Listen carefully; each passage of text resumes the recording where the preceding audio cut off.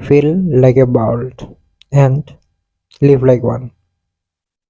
We, the human beings, are social animals.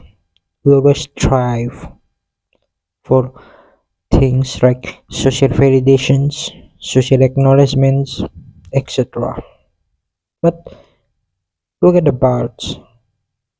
Many poets wrote many poems for them. Poetry never ends with birds, and stories too. But isn't it amazing how they live their life, not caring about anything else but their family? They always think about today. Surviving today is the biggest acknowledgement they have, the biggest goal they have, or they don't have any goal for tomorrow.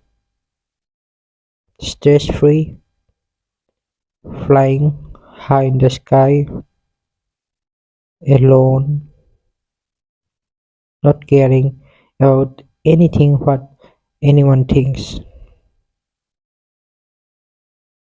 with their wings telling the world that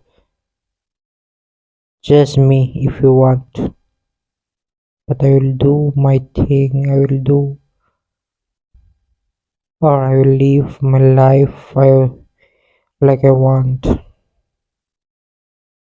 That's why live like a bird and fly like one. Thank you. Thank you for watching this video. I hope I will meet you.